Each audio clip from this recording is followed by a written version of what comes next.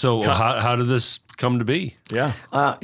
Through the same exact circles, oddly enough. John, of course, having been with Winger at that time, and even at that point, he was already working with Starship.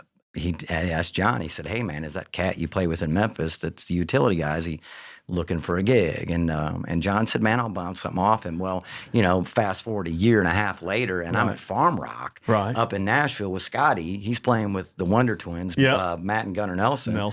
And the Wonder Twins. Yeah, and I'm just hanging out with Scotty, just enjoying the day, actually. Right. And Scotty was on the bill to play a little later that night, but I looked over and Paul Taylor was standing there. So I walked over and introduced myself. So it was very short after that. We lined up an audition, and Paul was ready to step away. But Paul was so cool because he's somebody you take care of. He took care of Paul. He takes care of us. Right. You would never leave a person like that without an exit plan and somebody to step in. And so Paul was, so genuine and so kind and was so helpful in directing what he felt like was going to need to be seen at the audition and whatnot. But at the end of the day, it comes down to the other 23 hours in the day. That's the hang. And so that was a big part of, I think, the whole time I spent up there in Nashville when Tom said, "Do you want to join my band?" And I said, and you said, "Man, I'm too busy. I don't think I can fit you in. I can't swing it. Right. I can't get it in. I got a Wednesday at Dan McGinnis. Sorry." Yeah, right. But so he just tours as Tom solo now, or Tom really became more and more comfortable. I mean, he's got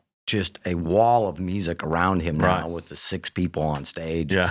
And with him as the 7th. So, I think that just kind of weaned itself off. And while you've seen many a solo artists come away from bigger bands from the 80s and 90s and whatnot, I think a lot of them found that it was really stinking hard. Yeah.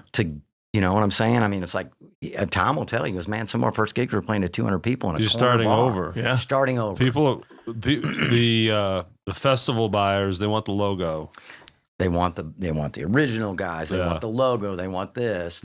All the things that'll drive. The logo looks better on a banner, even if the only original member is a drummer or something. Yeah. You're exactly right. But then you get the lead singer that's having trouble getting booked. That's pretty hard to comprehend. Tom Keifer starting over. That's hard to even fathom. Because I saw Cinderella at Mud Island. Yeah. What a great show, and the place was packed. But it was in the heyday. Yeah. That's right. And times have changed, but it's awesome to see you guys doing what you're doing because it looks like things are just crazy. Man, it's a wall of sound coming off that stage. Nice. It really is.